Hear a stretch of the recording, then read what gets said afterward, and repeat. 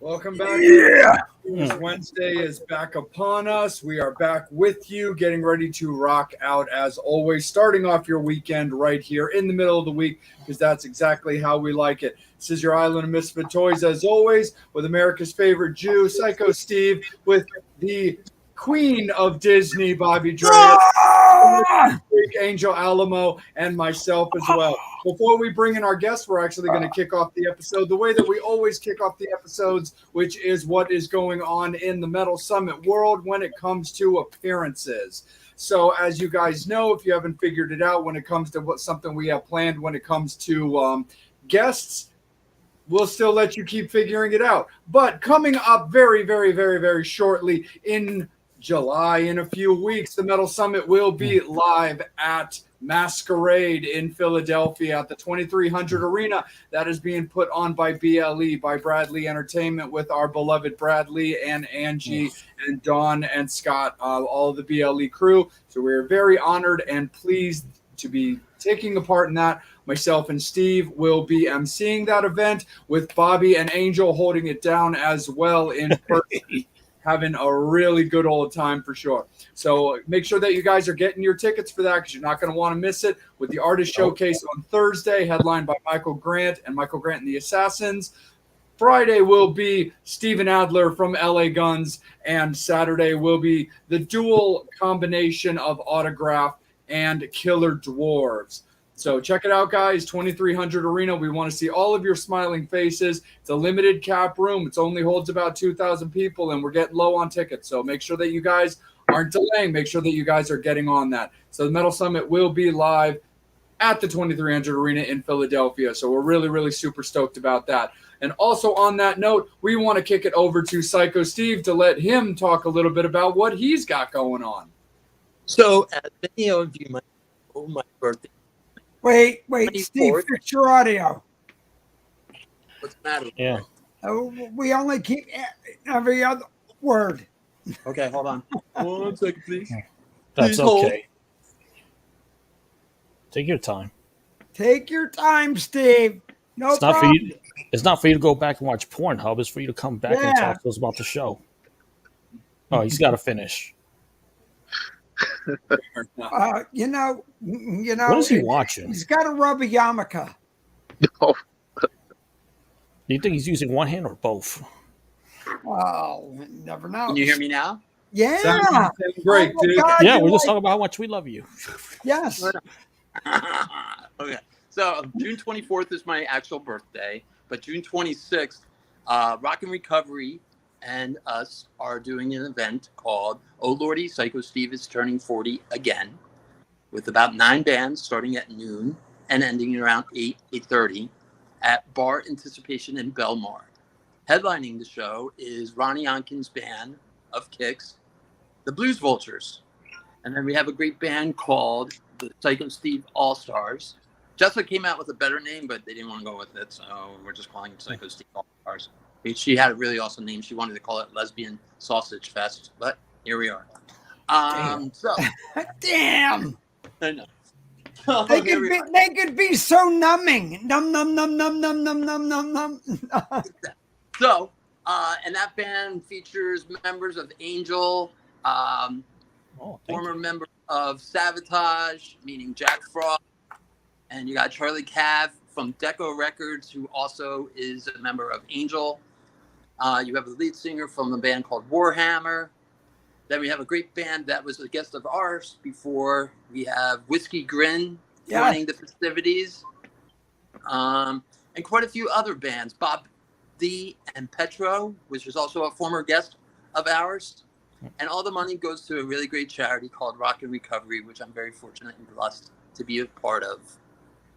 $25 in advance. The link will be coming up this weekend, and $35 at the door. Good.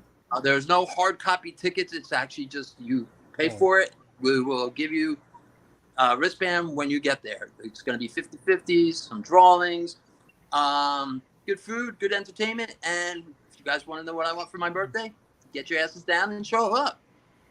Oh yeah, absolutely, man. We definitely love that. And Bobby, let's kick it over to you, man. What have you been got going on lately? And how's everything going with the girl? Look, Jay, I gotta fucking reach it out to you again. With dragged your girl down to Nitro Nitra. We were down in Disney for a week. Great time down there for amazing event. A lot of good things coming up. A couple really cool things in the works. So right now we have Taylor Dane, who reached out to us. We may be doing a couple things right there. She wants to go a little bit of rock and roll. So we have Taylor Dane who wants to, tell it to her heart, but we all need her heart on. Yes, that is true. Other than that, getting ready to go to Hawaii, just getting ready to head to Africa soon too, hey, see what happens. That's awesome, man. That sounds absolutely fantastic. On that note, let's kick it over to our guest of the time being. We are really, really pleased that he has taken some time out of his week to come virtually down from New York to rock out with us. And from Ryder, we've got James Ryder joining us, man. How are you, brother? What's up, Jay? Thanks for having me. Super duper stoked, man. You're always welcome, man. I appreciate it again. I know I kind of hit you up a little bit on short notice, but it's a family thing here, and we definitely wanted to have you with everything we're doing with Masquerade. But first and foremost, dude, congratulations is in order, man. Lillian's Lullaby over 100K in less than 3 weeks with views, man. How's that got to feel? Oh man, it feels amazing. I mean, our last music video we put out before that was Hard Time, and that's been out for 2 years, and I think that capped off at 1,400, and it was just it literally happened very, very suddenly. I literally last week went to sleep Tuesday night, and it was just okay. Yeah, and I think we were at about 1,400, whatever. Wake up the following morning that Wednesday, there was a boost, and it was 14,000 something. I was just holy shit! That's a man. Now 2.5 weeks later, it's over 100,000. That's I'm humbled and I'm grateful. That's all I can really say. Absolutely. I mean, in retrospect of that, just looking, like you were saying, when it comes to your other music videos, if I had to put you on the spot, what is it about this video that you think might have aided to that? Was it maybe maturity in your songwriting, maybe something like the hook, the style of video? What would you say could maybe have been a catalyst for it? If anything. Probably a combination of it all. The songwriting is definitely a lot more mature. The production value for the music video is amazing. Shout out to Joe Gorlick and Glenn Mordecai. Those are the two people that shot. Joe was the guy who directed and did that. He did Jakey Lee's Red Dragon Cartel, their videos. Joe did all of their stuff for their last record a few years ago. So it was wonderful working with him, and I don't know. I mean, this one, I also got to give a shout out to my friend Kara. I mean, she was wonderful in the music video, and I know a lot of people loved her performance, and it was really awesome. It was fun to make. That's awesome, man, for sure. Bobby, let's kick it to you, brother. So with the band and everything that you've been doing, you talked about prior to being online, there was a little bit of lineup change. So tell us about the new members coming in. Well, basically, we are in the process of auditioning bass players. Due to some creative differences, we had to part ways with our last guy, and we wish him all the best. And it's things happen for a reason, and Of course. we're here now. We're auditioning people, and yeah, so not really much else to say about that. Sure. No, absolutely. Other than that, what are you looking forward to doing, this whole summer, which is, just kicking up? Oh, getting out there after 2 years and actually hitting the road and playing shows and like taking this entire thing like just on the road doing our thing. We do have another EP coming out actually next month in July. It's a 4-song EP. Lillin's was a standalone release. Yeah. And we got a 4-song EP coming out in July. So yeah, we're gonna be having some brand new shit. So I'm looking forward to traveling and just playing for everybody. Very cool. Very cool. James, talk a little bit about just like kind of Ryder over recent years for people who aren't like super familiar. You had Killer Karma. You've got For What It's Worth. You've got the upcoming EP coming off the heels of Lillin's Lullaby. So give a little bit of history for people that aren't familiar with a little background on the band. Oh, absolutely. Well, the band formed in August of 2016. I got together with Andrew, our guitar player, who is still here to this day. And we basically, got together, came up with germs of ideas for songs. And then, through a former bandmate of ours, we met Anthony Esposito. He's the original bass player for Lynch Mob and currently with Red Dragon Cartel. And he basically took us all into a room and we recorded demos, well, songs, but demos, and kind of, nowadays, and basically just, taught us the ropes. It was just like, no, like, learn how to play in pocket, learn how to do your thing. And he really helped, mold our sound. And it was just like, yeah, so what you thought you were doing in the garage, that's cute. Here's how you really do it. Yeah. And so, we learned how to really do it. And then, shortly after that, Billy came into the band. And, we released For What It's Worth in 2018, I believe. And, it was a live EP, 5 songs. And it was recorded at a local show in Queens, New York, at a club that has since closed down, Blackthorn 51, one of the casualties of COVID. So, we recorded that, and then, we did the Rocklahoma Festival, started making our way around the circuit, and, doing everything. And then we recorded Killer Karma in 2019. We wrapped in the spring of 2019. And we were very excited and hopeful in the first 2 months of 2020, where we were like, all right, we're going to hit the road. We're going to do our thing. We were literally out until the very last weekend before the world shut down. Like literally the weekend before St. Patrick's Day, we played in Seabrook, New Hampshire at the Chop Shop. And that Saturday, we did a doubleheader, a matinee show at the House of Guitars in Rochester and an evening show in Buffalo. And we were all in the car. Now, from Buffalo back to Queens is about a good 6.5, 7 hour drive, accounting for, piss breaks and everything. So we're driving down, and I just remember my drummer, Billy, just, turning around and was like, bro, if anyone says COVID-19 one more time, I'm going to punch him in the fucking face. Little did we know that the world was going to shut down.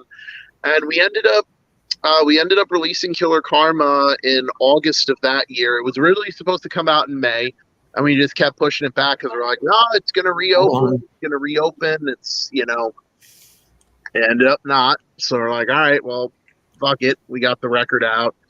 And the following year, 2021, we got picked up by Bad Monkey Records out in the UK. Oh, very cool. So that was a trip. And yeah, we hit the studio in January of this year. Recorded Lillin's Lullaby and Satin Doll and 4 other songs that are going to come out in July. The EP is going to be entitled Don't Think Twice.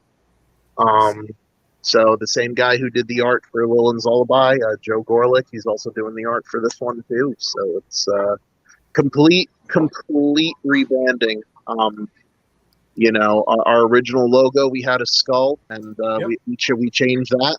So the skull is gone. So, for better or for worse. But I'm really excited for the new stuff. So how are you doing the new logo? Well, the new logo is already up there. It's like this black letter.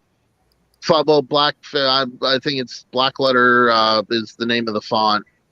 It's a very very old Englishy type of font, and basically, we just, for lack of a better term, we just kind of threw shit against the wall, like I told Joe.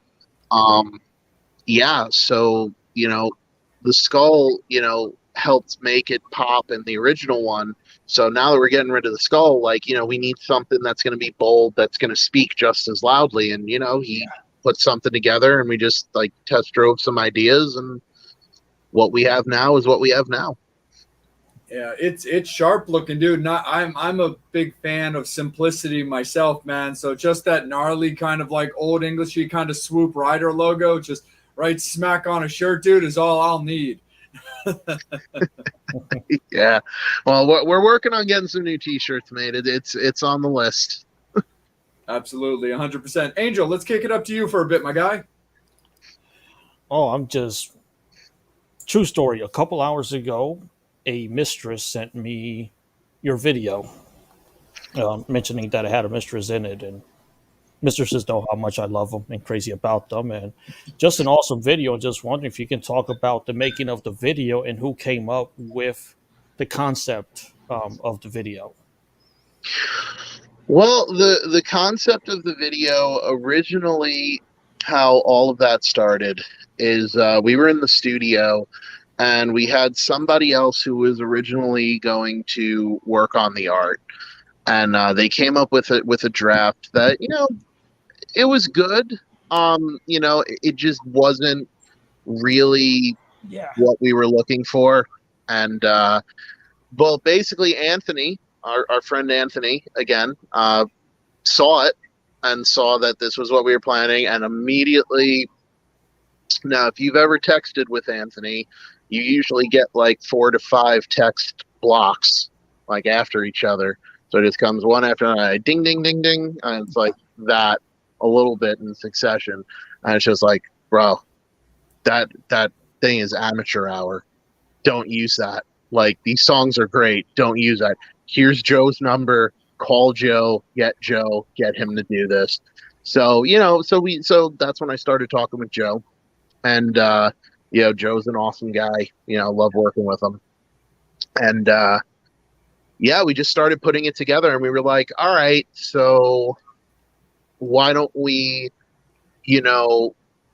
instead of doing something drawn, why don't we do a photo? And I originally met Kara way back, because as a side gig, I also work at certain weekends at Lucky 13 in Brooklyn as a door guy. And Kara is one of the dancers at Lucky 13. So I had met her in the winter of last year, and I was just like, wow, I love the look. I love the whole thing. I'm like, and we started talking, we kept in contact, and I was like, if we ever do a music video or something, let's try something. So immediately, the light bulb just, went off, and it's like, we're going to do something photo wise. So fuck it. Called up Kara. She said she would do it. And, we did a photo shoot at, we did a photo shoot at Joe's house, and what became of the what became of the photo is you now have the shot of her with the lipstick, holding it like that. So, and then after that, while we were shooting that, Joe was definitely, we had such a great time there. It was like, screw it, we're going to get B-roll footage. So Yeah. we started shooting some B-roll footage of Kara. And then that's just kind of how the music video came together. It was just like, like a package deal. It was like symmetrical, it's like she's on the cover and she's also in the video. So, yeah. You can't go wrong with that. It's an awesome video because, I mean, it would have been easy just to put out like a lame video, but I'm saying it because I just seen the video 3 times so far. It's fucking awesome that you put that time and effort into making a music video that great, and it's paying off because now you got 115,000 views as of right now. So Yeah. kudos to you for making sure that it was a great looking video. Because someone just sent it to me like a few hours ago, and I'm like, I'll check it out, and I was just blown away. Thank you so much. Yeah, There's James, nothing wrong with adding a mistress to a music video. hell no. Whips, Not at all, dude. chains, maybe a next video. Perhaps. What's a little bit of the backstory on the actual song itself, James? Well, the song itself, it's about a very unsavory experience with a woman located in the Midwest. I can't go into too much detail. So let's just say it wasn't exactly a cool encounter, and she was into a lot of occult, witchy stuff. So yeah, a little bit weird. And yeah, so that's basically kind of the premise of the song, was just that encounter that I had with her, and what she identified as. Fun fact, Lilin is not her name. A Lilin in folklore is actually a form of succubus. So that's why we tried. And plus, I'm a sucker for alliterations, killer karma, there you go. So, but yeah, so that was the thing for the title, because the deity, or the demon, or whatever she believed in, was the mother of all Lilin and all of that. So, and it's true story. So yeah, it was some really weird and dark shit, and it turned into something beautiful. Right on, man. That's awesome. Very, very cool, for sure. Bobby, let's bring you back in, bud, and kick it to you. Did we lose Bobby again? There he is. He's thinking of. Here. No, he's dreaming Here. of. Oh, you're off. You're really low, bud. I'm here. Oh, there you are. Yeah. He's saying he's hair. Yeah, you see your I'm hair. So where are we going to next? What's before BLE? What's going to be the game plan? Well, we got a few shows lined up. July 9th, we're doing the EP release for Don't Think Twice at Lucky 13 Saloon in Brooklyn. So we're playing with some awesome bands, Crimshaw, Outpost 79, Crashing Atlas, who are also from Baltimore. They're coming up for that. So that's going to be awesome. I really enjoy their stuff. And Love's Overrated. I know Joe's going to kill me for for having the brain fart, but so we're playing with them. And yeah, after that, I think we're doing July 23rd in New Jersey at the Jackson Moose Lodge, and then we're driving the 2 hours to Philly on Thursday, July 28th. Yeah. So what is the actual day you're playing in July? We are playing the Thursday. Is it a pre-party? It's an artist showcase, yeah, Artist showcase. For like regionals and semi-nationals. Gotcha. All right. Yeah. I just wanted to get the verbiage right. So yeah, we're playing the showcase. And I'll be there. Call it like a pre-Bobby reach around for his birthday on the 29th. The 29th, I'm bringing a very large, tall, chocolate gentleman over to the event who plays bass for a very kingly type band. Mm. That's all I'm going to say right there. All righty. From California. Cool. Absolutely. Oh yeah, it's going to be a really King's good. ass. Oh, sorry. We knew you was going to say that. The fans knew. We all knew. We know about that relationship with you and Dougie, bro. Oh, dude, I even have my little stretchy donut thing for when Doug's here. Can you guys hear me? Yeah, we can hear you. We see you. Well, you're like Casper the Friendly Jew. True story. I'm white as him, so there you go. All right, so while I'm waiting, I'm just going to try to fix this, but I do not want to be rude. So when you call me on, That's okay. No. Absolutely, Steve. Let's kick it to you, man. Let's have you chime in 100%. So James, it's a pleasure. Your first time I've listened to your music was a couple of days ago when Jay told me you were coming on, and definitely awesome stuff, man. Very cool. Thank you so much, man. So who's the guy that made you become the musician that you are today? Easy, Anthony Esposito. Wow.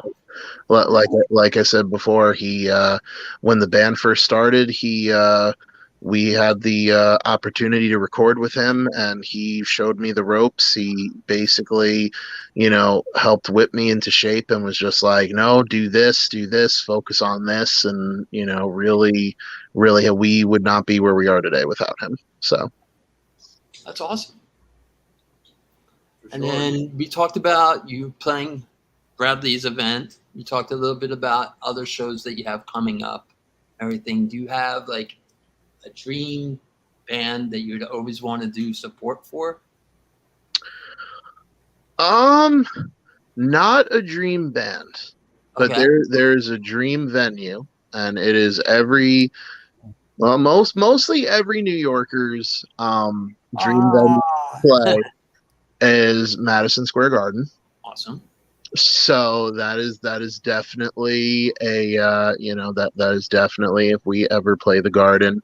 A close second would be Yankee Stadium. Nice. I'm a diehard Yankees fan. So yeah, see that? You're outnumbered, Jay. but I'm not. It's 2 against 1. I'm not a Mets hater, so I have friends that work at Citi Field, so and plus my other 2 bandmates, so Andrew and Billy are also diehard Mets fans. Right on. Cool.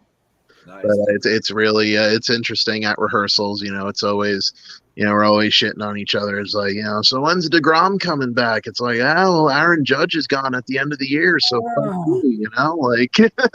Oh God. Were you? Did you get a chance to see the Big Four show when it was at Yankee Stadium? I did not. In fact, a funny thing is that I actually went to before that show happened. Dave Ellefson and Chris Broderick actually did a signing at a guitar shop at the Music Zoo in Queens. So I was actually at that. I wasn't at the show, so I actually got to meet Chris Broderick and Dave Ellefson. When we could still talk about Dave Ellefson, but. We can still talk about Dave. We love Dave. But I've known Dave for years. Player and Lucid Drew is a friend of the show, and Cool. we don't hold judgment because we weren't there. Oh yeah, no, I listen. He was an awesome guy. So he still is an awesome guy. Yep, absolutely, 100% for sure. So to kind of elaborate a little bit off of Steve's question, talk a little bit about what got you into guitar.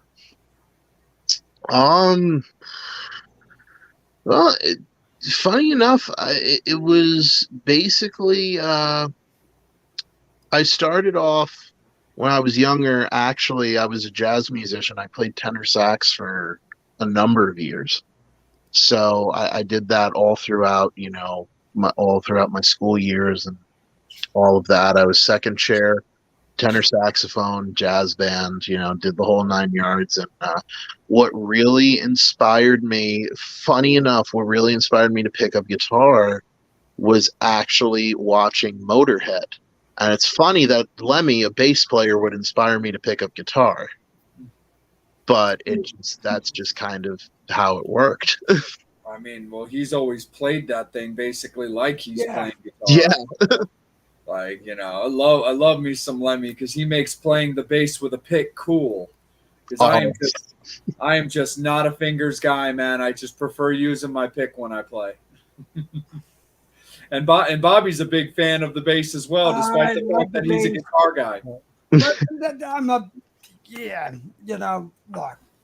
the guitar thing. So, James, real quick. So, are you more a Gibson or Fender guy? See, when I was younger, I was very, very heavy towards Gibson. Now I'm a little bit more neutral. Really? I'm a little bit more neutral. I think both of them have their advantages. For Don't Think Twice, I mean, we used a few Les Pauls. We also had a Telly. We also had a Strat on the record too. Look at this. So I just got this week. Dude, that is beautiful. Dude, from Japan, 1994. Wow. Dude, that is beautiful. Telecasters, when it comes to, here's the thing. Live-wise, I love my Les Paul. Live-wise. But, studio-wise, you get to have a little bit more Then fun. we got a little bit of... Gotta give a little nod to Mr. Johnny on this one. That's wrong person. I mean, I hate when this fucking screen don't work. There you go. That's like, is that like the fire? Like, Pirates is that like Pirates. Oh man, that's great. I didn't see all of them. Did you guys see all of them? Look at this. Dude, that's great. Nothing wrong with having the booty. We all like the booty. Backs. What's the booty in a guitar? Well, Using the guitar gets the booty. Anybody who's got the guitar gets the booty. Well, I'm not a guitar player. I just thought maybe it was saying for part of the guitar. Well, it is. Well, you play drums, Angel, and you get plenty booty. Yeah, I have the sticks. Yeah. Yes, you do. Or you get your booty spanked, or both. I don't know. Gosh, you're bringing up my favorite pleasures. Go, Lisa. So, really, I knew you was you're gonna say neutral on the Fender. Yeah, I'm a big, look, I love both. My favorite wood is the one I have in my hand. I'm so glad my son's not on the show today. Tony! No, versus that Mondo burrito that you had at the dinner today. Oh, Poco's! Oh my God, I had more meat in my mouth than. Wait. I was poking holes with meat in your mouth. Oh, not going there. Okay. Not quite yet. We'll save that one. We'll save that one for the R show. But Steve, let's kick it back down to you, brother. So I knew Anthony when he played with Ace for a little bit. Nice. And then I know he did a little stuff with Jakey Lee. He's still with him. Okay, so I wasn't sure if you were still with him or not. Yep. So as far as did you ever have an opportunity to be like when he's in the studio with Jake, or did you ever get a chance to meet Jake or Ace during the time of duration? I didn't get. I got to meet Ace, not through Anthony. Ryder actually played 2 shows with Ace. Ah, Nice guy. Very, very, very mellow. His stage manager, he definitely could be a little bit of a prick when they're the guy that was with him about 3 years ago. So, but stage manager, not overall manager, because I know Right. Like Johnny's really cool. Oh, dude, John is. we love Johnny O. Yeah, no, he's great. No, it wasn't him. It was this other guy. PJ. I don't even know his name, but like he just like for whatever reason, like when we played, I think it was the Paramount in Huntington. Like whoever this dude was that was with him just had such a stick up his ass. Like it was just like, bro, like calm the fuck down, dude. Like decaf.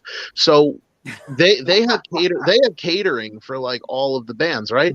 This asshole is like literally walking in front of me and my guys like, this is for the headliner only. And like the guy from the Paramount like came over and be like, yo, shut the fuck up. This is for all of the bands. Like it's for everybody. Check yourself. Yeah, like yo, like check your shit, dude. So you did the Paramount show, and what other show did you do? We did the Wellmont Theater. I'm a Jersey guy. I live like 15 minutes away from it. So yeah. Oh no, I'm sorry. It wasn't Wellmont. We played the Wellmont with Rat. It was Bergen Pack. We did. Oh, right on. Okay. Yeah. Nice. So, but yeah, no, I had a brief interaction with Ace. He was cool. Got to meet Jake very briefly.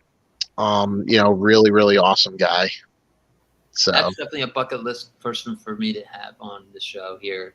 We would love to have Jakey Lee on because the stories with him with Badlands, the stories with Ozzy, things like that, and he's just an exceptional. He also did. I don't know if everybody knows this. It's public knowledge. But a couple albums ago with Enough's Enough, he did a song on one of the Enough's Enough's album, so which is pretty cool. He did the solo on like One Dove's Cry, which was pretty badass. So nice. I listen, man. I could shoot Anthony a text and he can see what James. And we would love to have Anthony on too. So. Yeah, Anthony's very welcome. I've known Anthony myself for years, and he's always been a very, very stand-up guy to me, giving me a couple of individual interviews on my own website and stuff. So Anthony's definitely welcome too. But I think we should make that happen for Steve's birthday, turning 40 again. Yeah, let's see what we can do, man. Hey, Steve, wait, but I got to throw it to you. So it's again. So what is the actual factual? What do you think it is? 5-0? Wow, bend over and shave there, fag. No. I thought it was 400. Thank you. I'll take that. No, I'll be 48. Wow. Catching up to you there, Don't Queen. hate the hater, man. Whoa, bitch. So. Oh my God. It's like scratch my eyes. I've been with enough. Look, I've been with enough queens. I know how to take my hoops out, Steve. Bring out the Vaseline and the hoops are coming off. Yeah. Nice. James is never going to do the show again. Oh my God. There's like these crazy fucks. Awesome, man. We got a fag and a Jew fighting it out tonight. Dude, listen. You're It's talking, like a mud wrestle. dude. You're That's talking to a New Yorker, man. We're a melting pot here. We don't judge. Right. No, it's all good. When you have pizza, when you have rats picking up pizza on the subway steps, come on, man. Dude, right.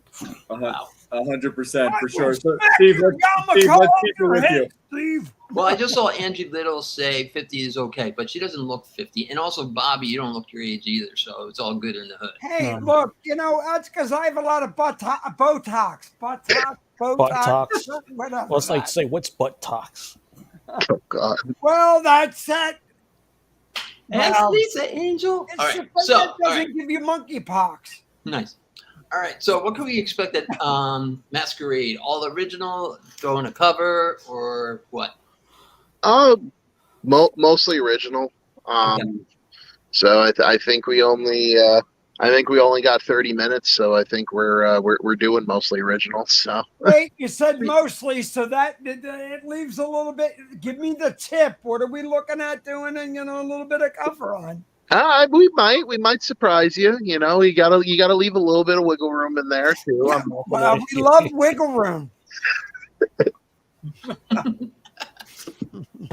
Wow. Alrighty then. All I have to say about that. No, I love when bands come out and then throw like a wrench in and just go, yeah, fuck. Yeah.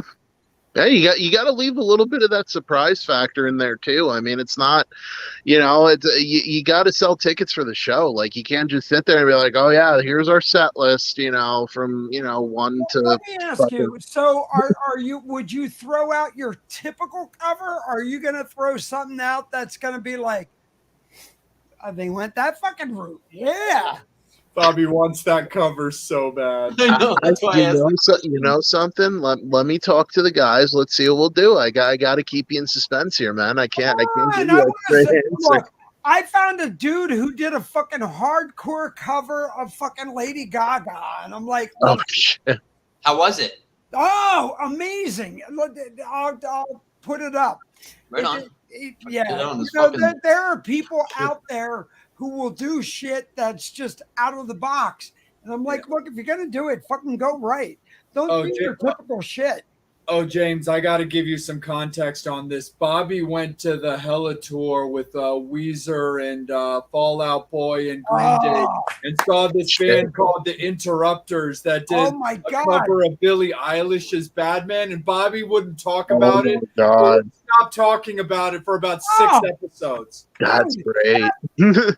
If you're going to do Billie Eilish, you're going to go out and kick ass, And they did. How do you do fucking Bad Guys and not just fucking like break it out and just. Yeah.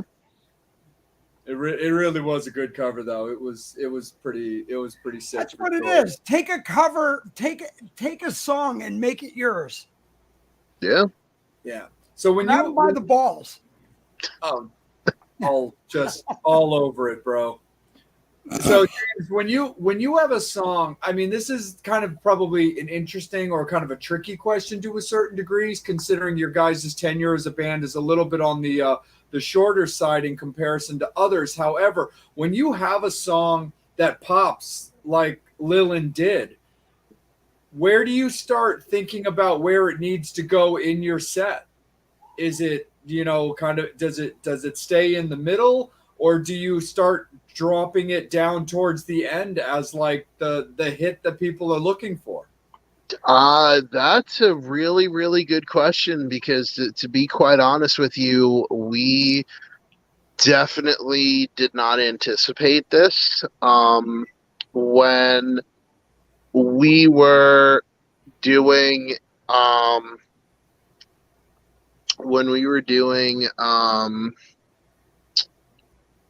fuck, man. Originally, when we first did this, it was we were planning on doing it towards like the beginning half of the set, and then it just kind of like moved down middle. Like now, I don't even know. It's like there's so many schools of thought. Do we hit people with it early, and like get the pop and get the energy?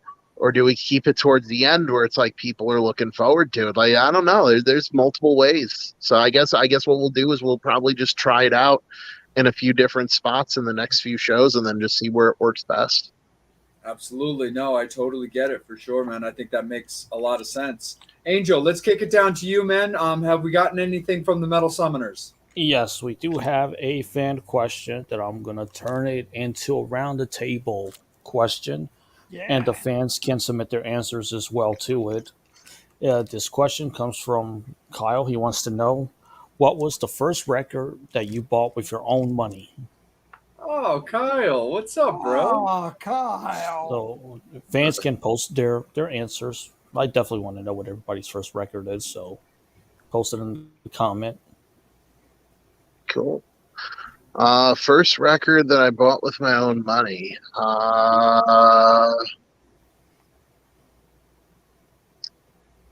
It was It was a Metallica record. I'm just trying to figure out which. I believe it was the Black Album. I think that was the first one I bought. Well, all right. Keep in mind, I'm only 30. Oh, okay. So all right, you get a pass. All right, that's fine. You're only 30? I'm only 30. I turned 30 this past December. Wow. Yep. You're young. Yep. So, yeah, that was I think that was like the first record I ever really bought with my own money was that, and then it was just like, and then the good thing about that record is I know people give the Black Album shit, but it's like that record Black Album is like that record though is like it makes you want to go back and like discover the rest and like so it's like for me it had that effect, and then everything after that was just so. Nice. Let's kick it down to Steve. I want to hear his. My first album that I actually bought was Donnie and Marie. No, let me think. First album with my own money. It was actually two. So one was, believe it or not, I had a crush on her because I saw her at a little club in Jersey called Club A. This is before James was an itch in his daddy's pants, but here we go. So her name was Alana Miles. She had a hit called Black Velvet. Yeah. And that whole album was pretty rocking. She was pretty hot too. So, and she was really nice. All right. So that, and of course, it was, let me see, Destroyer. Nice. It's a great record. And here's the story. So I went to this little record store in East Brunswick where I grew up. And it was across the street from the mall because I didn't want to get the mall like Sam Goody and all these other, chains. I went to like an actual like mom and pop shop. So I asked him, could you order me the Destroyer? He's like, sure. So he asked me for my first name, last name, phone number. He's like, are you related to David? I said, yeah. Why? Does he owe you money? And he goes, no, I went to high school with him. The dude went to high school with my old man, and it was pretty cool. And he told me some dirt on my dad. So Candy's mom said about the Donnie and Marie comic. So yeah, I got Destroyer and Alana Miles. And then after that, I think I got Don't Say Anything to Gene or Paul, a bootleg, because he also sold bootlegs, which was pretty cool. I had one called, and I still have it. It's called Gene's Addiction. It's like all Gene's songs on a vinyl. It's pretty bad, but it's pretty good. So, and then there's like on the other side, like on one side, it's like all Gene, and the other side, it's most of Gene. And then there's one song like Paul singing La Bamba. Wow. Yeah. If you have a record player, I'll let you guys borrow it. I just have to dig it up. It's pretty funny. Hell yeah.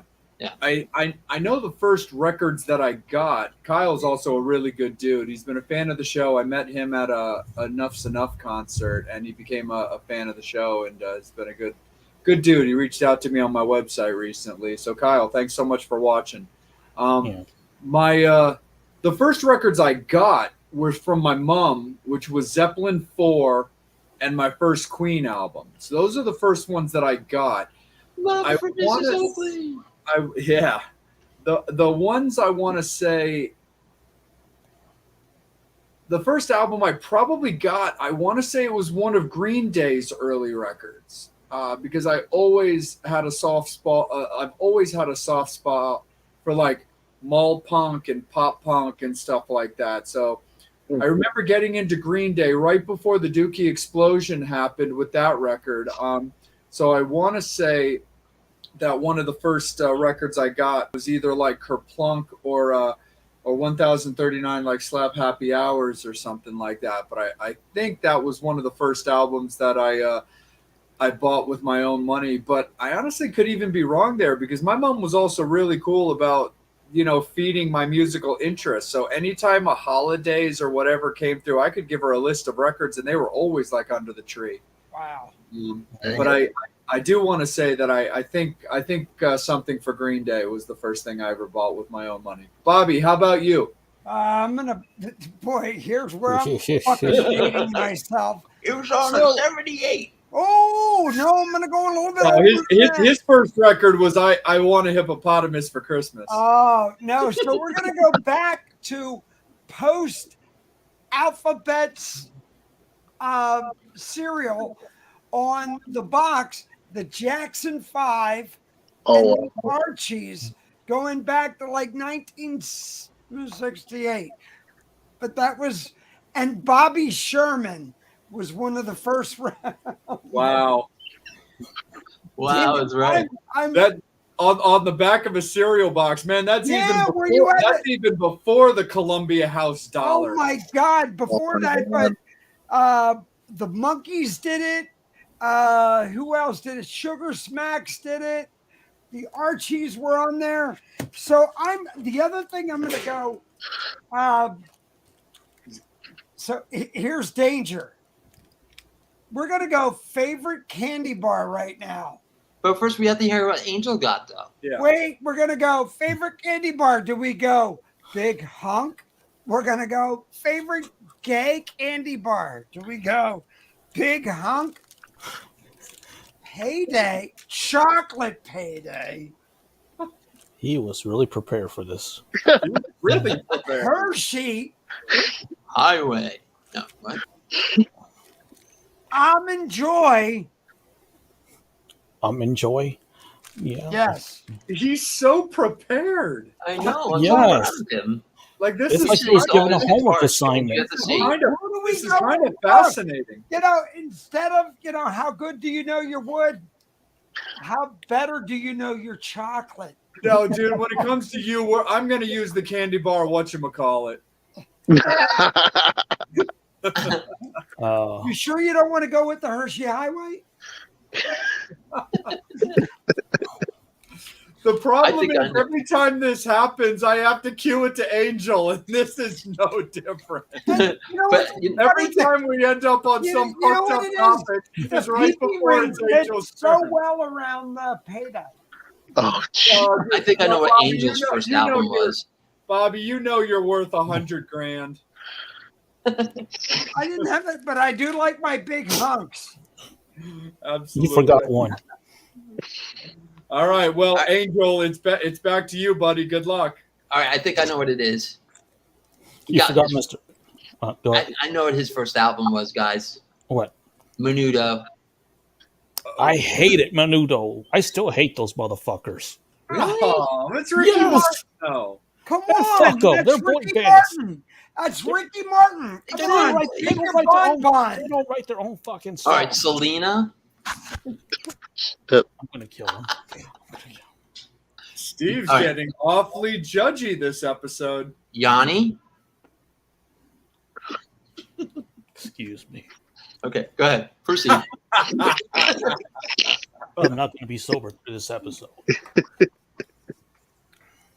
All right, now be honest. So what was it? It was Motley Crue, Dr. Feelgood. Nice. Really? And speaking of Motley Crue, Kyle's his first record was the Greatest Hits. Was that the first one, Kyle? The one that came out in '91? Oh, the Decade of Yes, Decade of Decadence. Yeah, Very boy cool. bands. What the fuck listens to boy bands? They What do don't you write their own think fucking glam metal songs. is? I dude? do. It's pop music with heavy guitars. You know? Okay. Yeah, but Menudo, Angel, they right? can sing and they can dance at the same time. You have to give them credit for that because there's a lot of people like me. I get winded when they run my credit. So when they freaking sing and dance and harmonize, it's pretty damn How do you- impressive. I'm shocked they even know Menudo. Dude, I listen to everything. I'm very multicultural. I bet. Like I also have the first Breakin' album. You remember? Oh, you wouldn't remember because you're too young. You don't have Breakin' any and, new Kids on the Block posters in your room, right? No, I only have. I just got the new LA Young Oh, poster. good, They thank gave it God. to me through the meet and greet. Good. So- Okay. Phew. But what's wrong with New Kids, man? They're Oh, new oh, grandfathers on the oh, oh. block. Oh. Yeah, new grandfathers on the so- block. So yeah, but I personally I'm an NSYNC or Backstreet Boys fan, or I also like I'm more the Backstreet Boys. or I also like Boys to Men because I like the talent. The singing is really good. Not Me too. I love Boys to Men. yeah, they're freaking harmonies. They did that amazing song with Mariah Carey. Jay, I know you agree, and you're not saying anything because you're embarrassed. It's okay. I'd rather be getting kicked in the nuts right now. Come on. I'm sure when you and Lisa are getting, you're going down to, business, you guys are listening to some like Lionel Richie or freaking Earth, Wind, and Fire or something like that. Hello. Dude, just what we need a visual of Angel getting the shit beating the fuck out of him to Smooth Criminal or like fucking Smooth Operator or something like that. Right, Sade? Sade. Awesome, Dude, man. that's Kickin' Valentina freak show. Okay. And Hammer Down Hard. I'm going to text the Lisa and heavier ask her. album. I thought it was Rain and Blood. Poor James. Angel of Death. There I you go. thought it was the band Black and Blue. I can only name one Black and Blue song. Sorry, James, we're on a little tangent here. You can join us. You can join us at any time. So. You can say, "Oh yeah, Angel Angel, do we have any more fan questions, bro?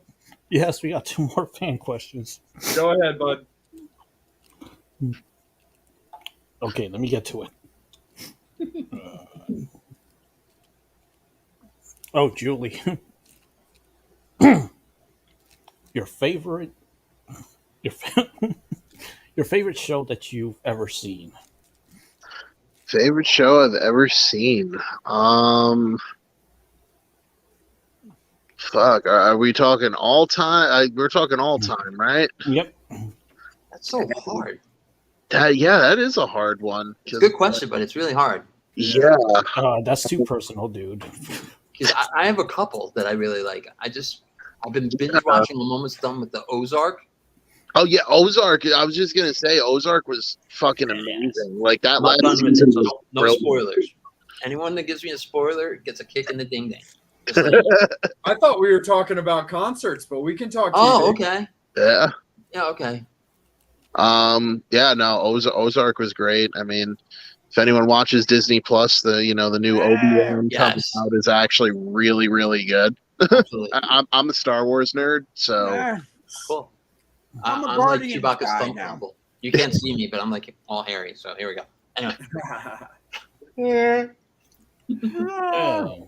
Oh, get to a few You're more like questions. Chewbacca. Exactly. That is my middle name. So yeah, all-time favorite show, I'd probably say I'll give it The Sopranos. They didn't stick the ending, but like everything up until the ending was pretty good. Just fade to black. Yeah, actually, the ending looks like Steve's screen.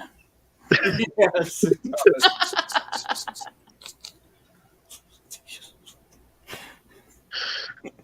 I'm an Addams Family guy myself. That old 50s Addams. Nice. Yeah. I can't wait to see Burton's new version of that. I'm so excited, dude. Of what? They're doing a Netflix series for the Addams Family. Oh yeah, it's gonna be good. Tim Burton. Angel Little wants to know, how are things with the recent band changes? So, Dude, things are great. I can't complain at all. Things are great. We're moving forward, and we're all having fun. So. And I'm sorry, Julie meant music. Favorite show that you've been to, like concert? Yeah, that's what she meant. Oh, Jesus Christ! All right, well, we just went in the TV. Favorite concert? That's another hard one. Damn. That's yeah, easy. that is another hard one. Shit.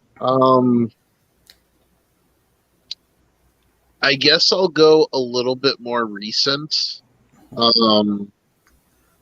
I had the opportunity. I mean, all right, it's not that recent, but I had the opportunity to go to Bethel Woods, upstate New York. That's the original site of where Woodstock was. I saw it was a 3-band bill: Cheap Trick, Heart, and Joan Jett, and it was fucking amazing. Wow, that is pretty awesome. That was Yeah. a couple years ago, wasn't it? Yeah. Okay. Yeah, I've always had that divided into two. I always have to answer that question myself with two shows because, like, I've got one show because of what it meant to me, and that was having Motley Crue and Kiss on the same bill, which I saw in Camden, New Jersey.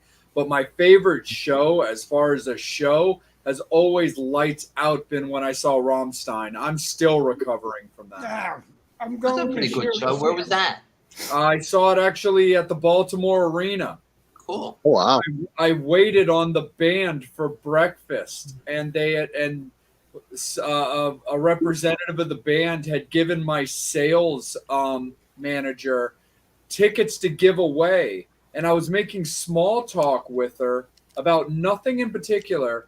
And she was like, "Yeah, I've actually got tickets to give away to this band that's playing at the arena tonight, Rammstein, but nobody wants them because nobody knows who they are." I was like, "Oh my God, this guy knows who they are. He would really like to go."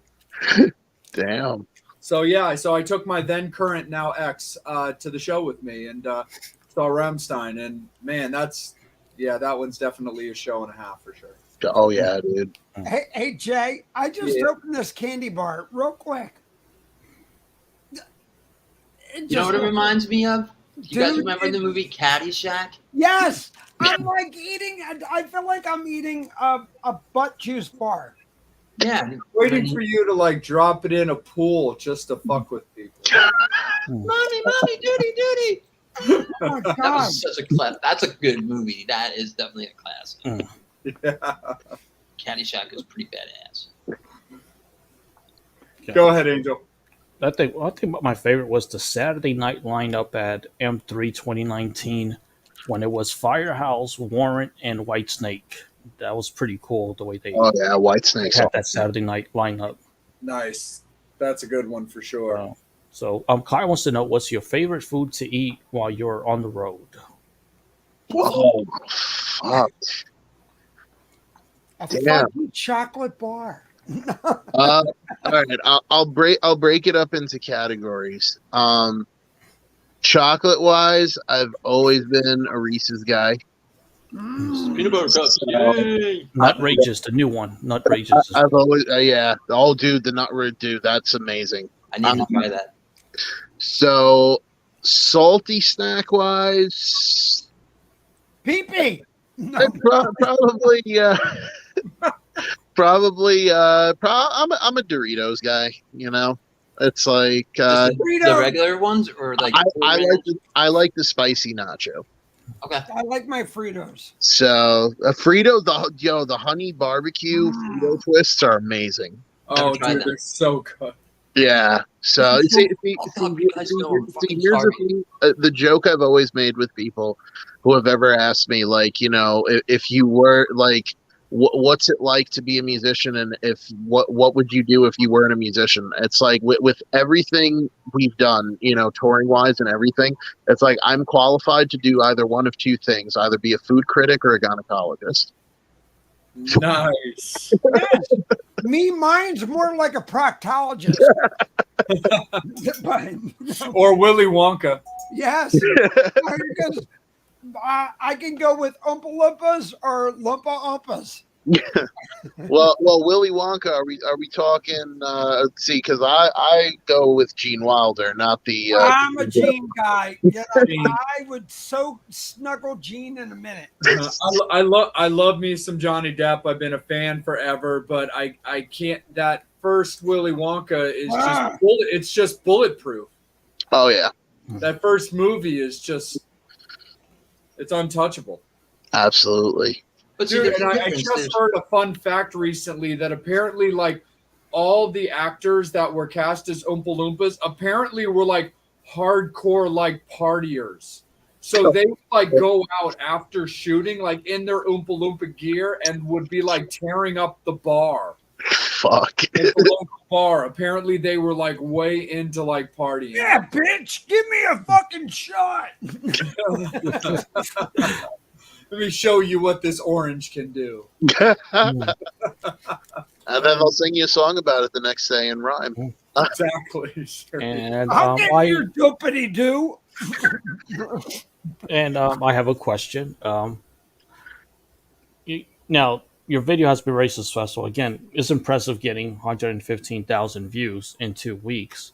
So will we see you do more music videos in the future? I sure as fuck hope so, man. I really like I said, it's this whole thing. Like I'm still in shock. Like I was expecting it to do well, but 115,000. I mean, shit, dude. Like, yeah, I think it would be safe to say there's gonna be some more music videos down the road. Oh yeah, right on, man. Steve, let's kick it back to you, brother. I'm sorry, 116. My mistake. It just keeps climbing during the episode. We like that. Yeah. What was your first concert? My first concert. Oh wow.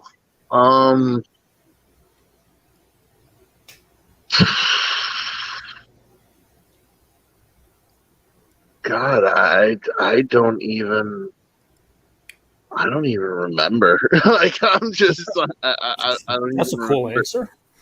Yeah, I don't even remember. I'm so like like I've seen so many people and like done so many things. It's just like after a while, it's like like fuck, dude. I can't even like shit. You got me on that one. I don't even remember. It's been a Wow.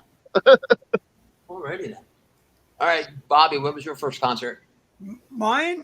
Just 76. Spectrum? Yeah. Cool. So, Okay. Jay, I got to bring this up. Every time I've been looking at you tonight, there's one thing that kept fucking popping into my head, and I can't put the photo up. I don't know if you ever seen Emmett Otter, Jug Band's Christmas. No.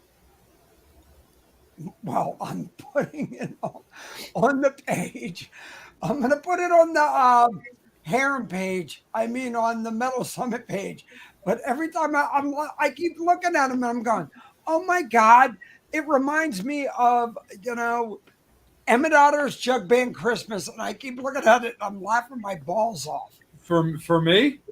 No.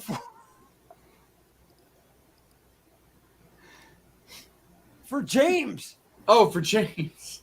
Oh Go shit. on there, Google Emmett Otter's Jug Band Christmas. I keep looking at the beard and the glasses. I'm like going, that's Told you, man. I want a hippopotamus for Christmas. I fucking knew it, dude. So, hey, James, I got to ask you this. Would you guys, now bringing up the Christmas thing, if you could do a cover tune or a Christmas song, what would it be? He wants that cover so bad. I did it. Fuck it. It's on my album. Cover of a Christmas song. Yeah, if you were going to do a Christmas song, what would it be? Why Well, does it have to be a Christmas song? Or it could be a Hanukkah song. You never know. Ryder could be shortened for Ryderstein or something, Bobby. Just saying. Well, I mean, for a Hanukkah song, I could do Adam Sandler's. Yes. Oh, I can do cover that. The Dreidel song. Oh, yeah. But Christmas song wise, I mean, well, I know if I do Carol of the Bells, Trans-Siberian Orchestra will send me a cease and desist. Oh. So no Carol of the Bells. I don't think Chris would mind. Yeah, we've had Chris on the show. He might be cool with it. Chris is a good egg. He's flexible. You talk to him. I'll text him and say, Yeah. hey. Yeah, hey man. Like, hey, my boy Jimmy wants to do your song. Are you okay with that? Forget about it. Okay. Yeah. He wants to do a less symphonic, less a more A stripped down version. a stripped down version. But no, Christmas song wise, Silver Bells or Blue Christmas. I remember when Winger did that, didn't they? Well, Twisted Sister did a Twisted big Sister. version of it. Yeah. They did everything from "Come All Ye Faithful" or what? They did the whole album. It's Oh, fantastic. dude, that album is really, really awesome. So Like, but yeah, no, I don't know, Silver Bells and yeah, I guess we'll just leave it at that. All right. I like Darlene Love a lot, so her song "Nobody Wants to Be Alone for Christmas" is probably one of the ones that I would do. What I a remember voice, hearing yeah. that song for the first time in the second Home Alone movie, Oh wow, yeah. being like, that's got a really good beat to it. I love AC/DC, Mistress for Christmas. Yeah. It's just for Christmas. That one never gets played at the mall.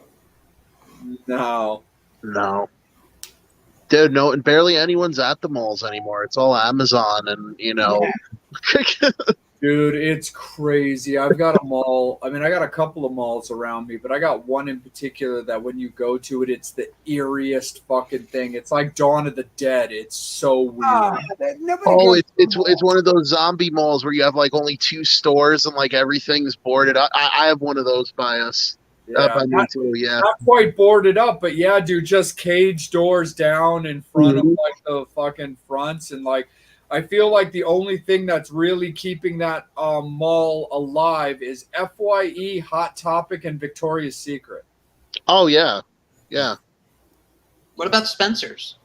There is a Spencer's too, yeah. So I'm sure they pulled their weight as well. I'm old school. That was the old school Hot Topic. Yeah, but then it turned into a hardcore sex shop. Yeah, I know. They sell dildos in there. I'm like, yeah, I go there a lot. butt plugs and everything else. I go there a lot. They know Angel by name. Yeah, Yes, Oh. they do. They should endorse the show. that'd be amazing, actually. Angel's like, I have a card by them. They're like, oh no, Mr. Angel, do you want the regular? No, they just have things set aside for when he comes in. Be like, hey, the new stock is in. Then all of a sudden he comes on with a Metal Summit paddle. You guys heard of Nordstrom's, right? So I used to date this girl that was very materialistic back about almost 30 years ago. And she wanted to go into Nordstrom. So, of course. 30 years ago. You were 17? 18 years old? Yeah, almost 18 years old. You were So, 17. longer. She was a lot older than me, but she didn't look it. Steve was 12. So she was 100. She was about, no, she went 28. I was maybe, it was about 20 years. So it's 20 years ago. Yeah. So anyway, long story longer, she liked stuff from it. And they took my name. And then I would get a call because they thought once in a while that we were married. And they're like, oh, Mr. Presto, your wife's Jones of New York suit came in, size 0. I'm just like, I'm not married. Who the found out. So long story longer, they would always call me and put things aside for her. So that's what I think they do for Angel at Spencer's. They're like, purple's Lisa's favorite color. We're going to put this on the side. Here's the whip. The new model. With, for sure. I saw Kyle put up about the song Father Christmas, and dude, Pretty Boy Floyd did a great version of that. And then I saw another comment about the waitresses. I love that comment. I was like, oh dude, a metaled up or hard rock version of the waitresses, like Merry Christmas, Merry Christmas. Oh dude, I could get behind that. And it's so funny because Steve freaking Summers is a Jew. That he is. He's a tribesman like me. Look at that. Dreidel. Yeah, no one has ever did a metal version of that. What's up with that? That'd be pretty cool. Change, put it on your list. It's because they would No charge problem. too much. Where's You that? run that freaking music industry, bro. Think about it. You know, you have the So Diamond District. We got the music. Hey, industry. James, if you go onto our post, you'll see Emmett Otter, and that's God. How about music video for Mistress for Christmas? Work on it. For Pornhub.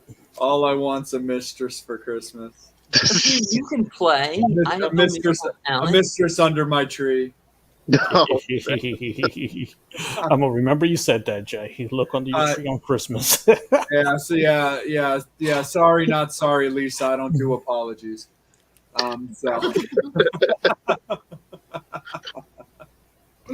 Dude, that's fucking awesome, man. Guys, we still have James for a little while longer, but it is last call for alcohol, guys. So get your final comments, questions, anything that you want to say to James. Make sure that you guys get them so that way we can cover them for sure.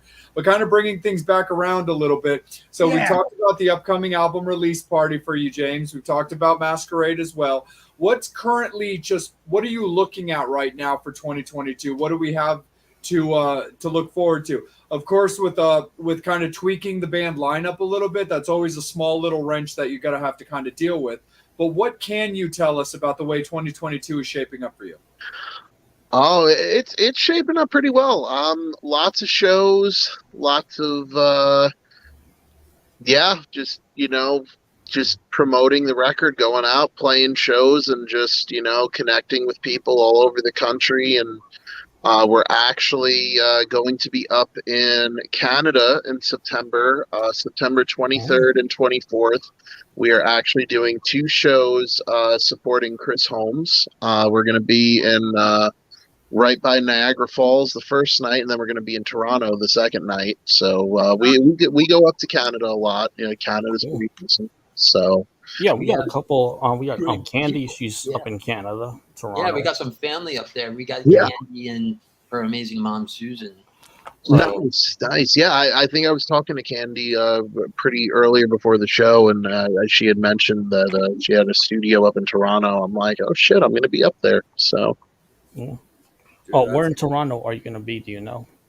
We're in Toronto. We are technically Toronto. If we want to get technical, it's Mississauga. We're going to be playing the Rock Pile.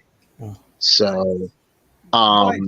so I mean, a lot of people say it's Toronto. Others no, it's Mississauga.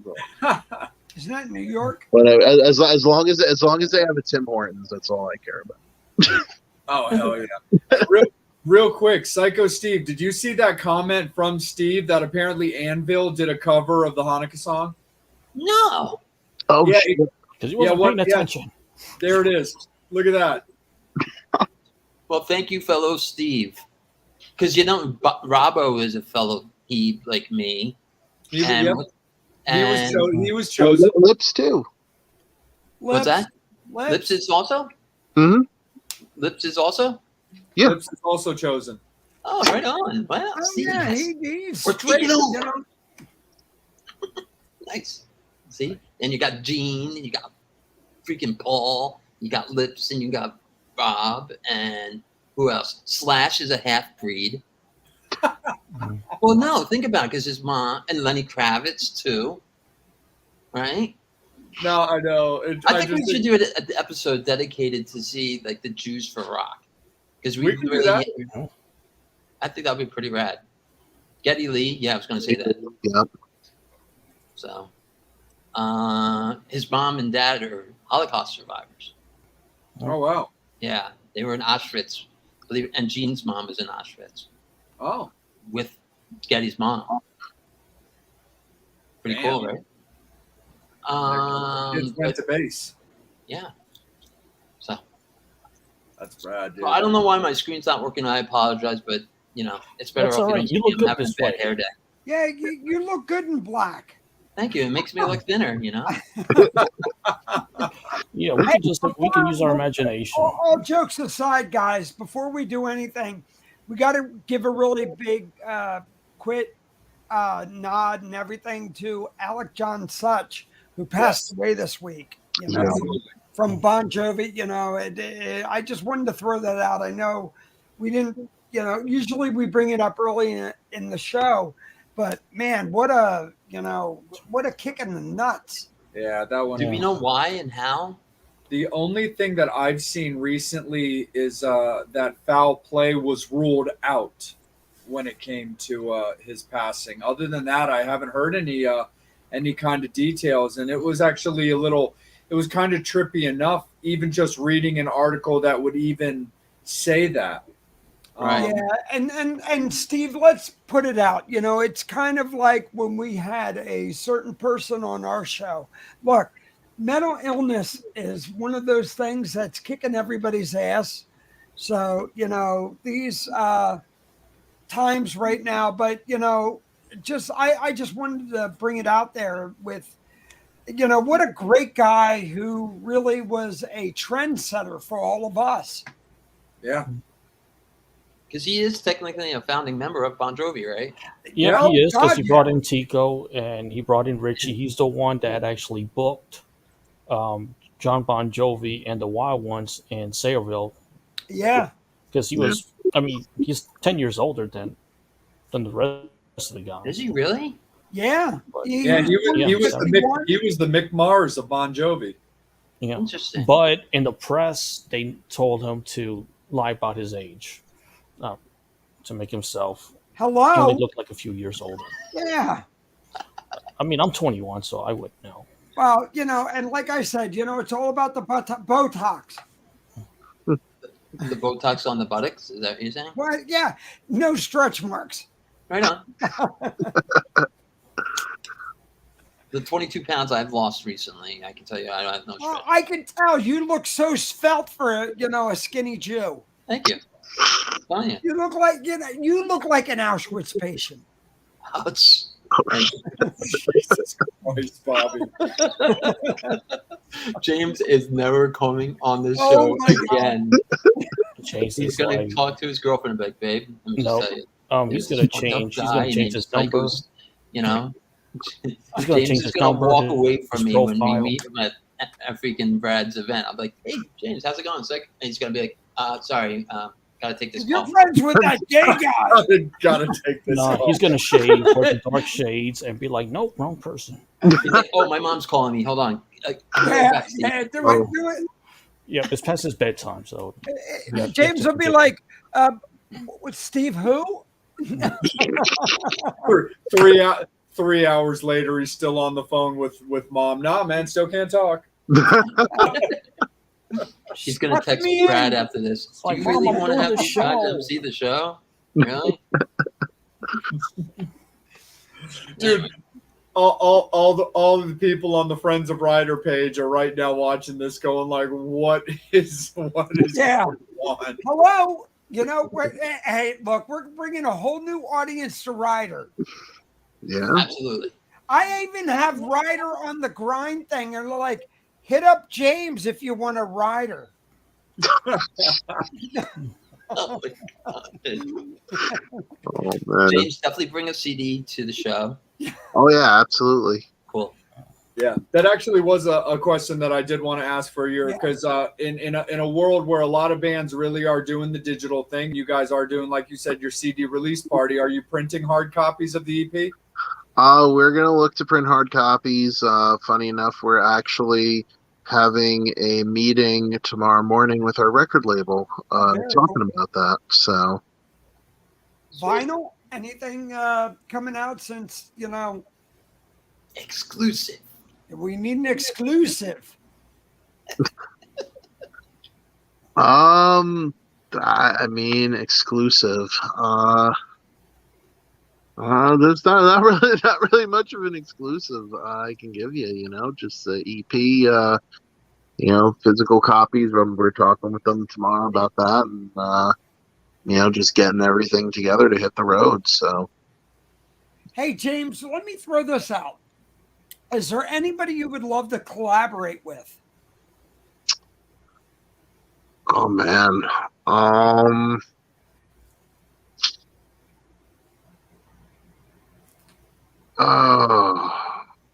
there's a few people. It would be hard to choose.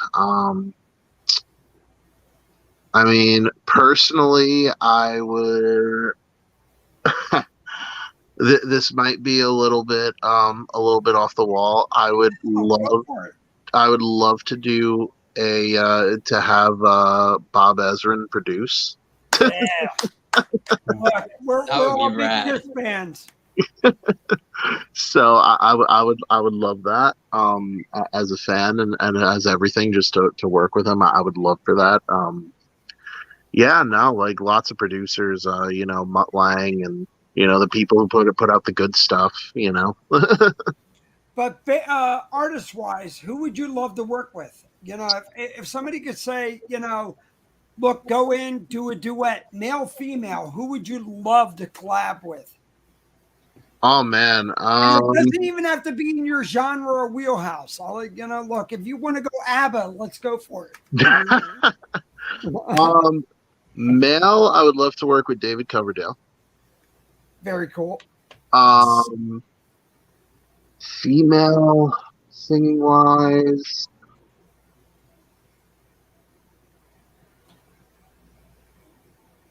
I'm gonna go the person singing with Nightwish now, Floor Jansen. I'm gonna go. Yeah. Yeah. Good choice. So. Very cool. Very obscure. Yeah. Yeah. I saw Nightwish when they had the first singer. What's her name? Tara. Tarja, yeah. At BB King's in this city. It was pretty incredible. Nice. And then the bass player, the dude with the really awesome beard. Marco. Yeah. Marco. So there's this band. It's like him singing and all these other European metal singers. I'm going to find out the name of it. I'll tell you. And they did all these really cool covers. They did like Kiss from the Rose. Mm-hmm. I'll tell you in a minute what's it called. Is that like Northern Kings? Or Northern something? Kings, yeah. Incredible. With the harmonies and just, putting the spin on it. The guy from Sonata Arctica. And, Yeah. I'm a big prog fan too. So nice. Nice. Steve, you freaking nerd. James, I actually wanted to ask you, did you ever get to go to like BB King's, or did you ever get to play there? No, not really. No, never got to play BB King's. See, the thing with New York City is it's funny because I've had many conversations about this with people privately. Is when you go to the West Coast, you go to Southern California, you got the Sunset Strip. It's still virtually the same. Like you still have the whiskey, you got the Troubadour, you got the whole thing. You have all of that thing. New York, New York is a busy city, man. Like we don't take time to like appreciate our history. We're constantly building. So it's like CBGB's is now what's it? John Barbados' clothing show. Yeah. So and it's just like a lot of the old rooms and like a lot of they're closed, and it's it sucks. I mean, shit. But like we played the studio at Webster Hall before Jay-Z bought it out, and did his thing with it. So it was I don't even know who's playing there now, but it's just like a lot of things are becoming like very, very corporately owned. Like there's not many independent venues. Damn, dude, that sucks. Yeah. Because I've never seen a show at BB King's, but I've been in BB King's a bunch because I'd gone up to New York a few times with my buddy Bob just to go to a couple of TV tapings or go to a couple of other concerts, and we always would tool around and pop into BB King's. I always thought that place was like super duper rad. Nice. For sure, man. Absolutely. So before we cut you loose, man, we gotta have you talk a little bit about where you can be found for any people that are looking for you. For the people that are looking for me, I live in an undisclosed location. If you want to find the band, facebook.com/RyderBand, and it's Ryder with a Y, not an I. So Instagram at Ryder_NY, YouTube.com/RyderBand. Search for us on Spotify, iTunes, anywhere you want to go, and check us out. Lillin's Lullaby, check it out, stream it. Watch the video on YouTube. Let's go for 200,000. I mean, but with the way shit's going, we might hit that by the weekend. So. Oh yeah, all about it for sure. Steve, anything from you, my man? Just look forward to meeting you, and you have a couple shows before, so kick ass and take some names, and definitely bring a CD to Masquerade, please. Absolutely, man. 100%. Bobby? So, James, I'm looking at a couple of your shows. So you just did the Jackson, New Jersey, and then you got Simon's coming up in what is that in Michigan? Simon's in Michigan. I don't. Simon's After Dark. Oh, that was a show we were supposed to play when COVID. Oh, 2020. Yeah. Yeah. So yeah, Wow. we were supposed to play in Detroit. Yeah, Detroit. yeah, 2020. We were supposed to be in a lot of places. We were actually supposed to go down to Daytona Beach and do a weekend, and that got, that got fucked. So So I'm looking at. So you have what is it? Zen West. You just did. Zen West. We actually got to make up that. We got to make up that date. I got to talk to Nick about that. We didn't end up playing that show. We actually had to pull off. We had to pull off last minute because one of our band members actually got into a car accident. Wow. Okay, because I was down near where Jay is. Yeah, I know Zen West and I know Nick very well. Yeah, so I think Nick might. I hope Nick's not too peeved at me, but he's a cool dude. So what is your next gig coming out? What's the next thing that we can or anybody can expect to see you guys? Saturday, July 9th, Lucky 13 Saloon in Brooklyn, New York. Boom. There you go. Ryder, Crimshaw, Outpost 79, Love's Overrated, and Crashing Atlas from Baltimore. They're coming up. So yeah, it's gonna be an awesome night. We're releasing Don't Think Twice, and it's gonna be a fun night all around. So all right, so you'll have those dates and we can post them for up there. And then after that, what do you have coming up?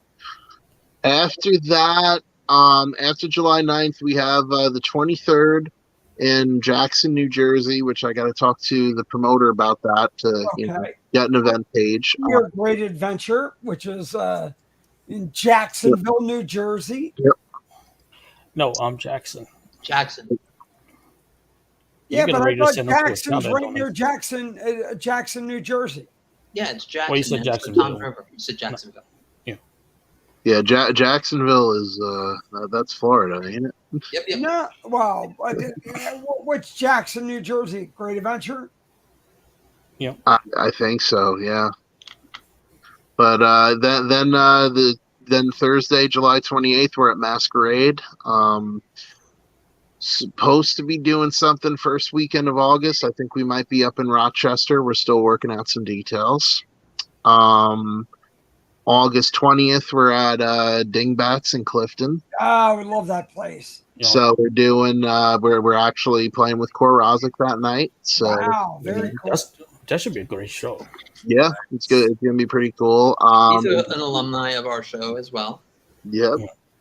I know Adam very well. He's a cool dude. Another two, just saying. Go ahead. Oh, great, another one. Oh. Steve's got them all creeping out of the woodwork. Oh my God! Next thing you know, they'll all want money. Oh Jesus, Bobby! What's wrong with that? I don't see anything wrong with that. After that, we're gonna, September 23rd and 24th, we're gonna be up in Canada, Niagara Falls and Toronto, back to back with Chris Holmes, and we actually just confirmed for. October. We actually booked an October show. October 28th, we are going to be at Merchants Hall in Rutland, Vermont. So we might be doing Halloween in New England. So we're trying to plan some things. You better keep your pumpkins warm. Yeah, right. That's awesome. Oh yeah. And Angel, anything final from you, my guy, or anything from the fans? I got a couple of questions and a great idea from a fan, from Brian. You need to do a vinyl release party. The name alone would draw attention, and a straight vinyl release live show would be killer. Very cool. Just an idea. Ooh. That would be killer if tape didn't cost like $750 for like a 15-minute reel. Yeah, I know how that is. And you know, with petroleum going up, look, I know how much it cost me for lube, but you know, just saying. No. Yeah, Motley was on earlier. Yeah, he was. Yeah. He's somewhere around here. And two more questions. This one comes from Lisa. Wants to know, what do you like best about being a musician? Oh, sorry. What do you like most? What do I like most about being a musician? Getting up on stage, performing, and connecting with people. You know, just creating music and then going out there and performing said music. Okay. And her other question: would you do an interview with her on Front Row Promotions? Yeah, Yeah, absolutely. she has another show that she does. And Yeah, absolutely. Hit me up. Let's set something up. Hey, Ryder, real quick, who's the gal on the cover of Lillian's Lullaby? That is my friend Cara, Cara Mia Antoinette. She's a good friend of mine, and also very talented actress, a dancer as well, burlesque dancer. So, Because that is a fucking hot cover. thank you. Dude, I'm telling you, if anybody wants to check it out, Lillian's Lullaby, look at that. And she's There you putting red go. lipstick on. Because who doesn't like lipstick on their dipstick? Oh, God. that is true. Oh, man. Jay, she That's has a ama- real that's taste like amazing. you, man. I looked at that cover, I'm like going, damn. I can see Jay dating a girl like that. Only if she hung upside down. I think he does. James, you can Hey, make that's that an happen, interesting right? position. Is Yeah. she single? 69. No, she's not. She's in a very happy relationship. Oh, well, tried for you, bro. Sorry. It's all good. That's a good thing. Upside down in space. Yes.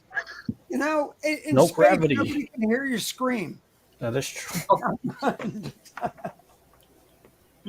Oh, poor Angel. Good place to make a music video, James. Yeah, right. Yeah. They like the dark hole. I mean, black hole or one of those holes. I thought Soundgarden did that. Black hole sun. That, That's all right. That was Well, the before we get too out of whack, we're gonna leave it at that for this particular episode. So, Metal Summoners, Oh. we thank you guys so much for tuning in with us again. Again, make sure that you're getting out and supporting Ryder with all their upcoming dates, their record release party coming up, and then of course Masquerade coming up very, very shortly as well. Make sure that you guys are also getting out to support Steve as he's turning 40 again at his show with Blues Vultures and Bob D with Petro and the Psycho Steve All-Star Band, as well as all the other great artists that are going to be playing that event with him. So make sure that you guys are getting out there. We appreciate you guys as always. Not only is there going to be a guest announcement on Friday as always, but thanks to Vintage Vinyl Bel Air, for all of our sports fans, we'll have another giveaway that we will be doing tomorrow as well. So that'll be a lot of fun to do as well. nice. We did a giveaway earlier for stuff signed by Gary Holt from Slayer. This one's going to be a little bit more tuned towards our sports fans and our football fans. So I want to thank Dave from Vintage Vinyl for hooking me up with a couple of goodies to give away to some fans for anybody who wants to partake. So thanks, Dave. Appreciate you, bro. We always want to say thank you to Strung as well. We appreciate them. We got to work with them at M3, so we really appreciate them as well. But again, most importantly, James, thank you so much for spending some time with us this evening, man. Our big thing is that you had a good time, that you enjoyed doing the show, and that you felt that it was worth it for you. Oh, dude, absolutely, and thank you so much for having me. And I'd love to be back. And who knows, maybe next time I'll talk to Kara, see if I could get her on too. Sure. Sounds great. Absolutely. So, Metal Summoners. I love that. Oh my God, with that red lips and everything. Either that or we're gonna make, put lipstick on Steve. Oh, there you go. Yeah, Chester will love that. Of Because we course. can't fucking see him now, but Maybe I have it on. You don't know. Yeah. Well, You know what? You might just have the lights on. I swear, Steve's probably in drag right now. I am. Not gonna He's lie. probably, right. He's probably being hit. He got- He's probably He being got hit with jealous of whips. all your he got jealous of all your RuPaul photos, Bobby. I did. Yeah, he honestly. did. Oh my probably, god! he's probably I chained didn't up to know you could do something. that much shit with duct tape. But Metal Summoners, thank you guys so much. Oh, they Make sell sure those too. you check out Lillian's Lullaby. It's over 100,000 views. Let's get it up to 200,000 Yes. views as soon as we can. And make sure that you're getting out there supporting James and supporting Ryder. On behalf of the Metal Summit, make sure that you're following all the guys on their various socials. Bobby Dreyer, Angel Alamo, Psycho Steve, and Jay and Salem Jay. Get out and follow all of those pages so you always know what the guys are up to. Metal Summoners, thank you guys so much. Guest announcement on Friday. We will see you guys next Wednesday. As always, you've been watching the Metal Summit. Dun, dun, dun. Dun, dun, dun.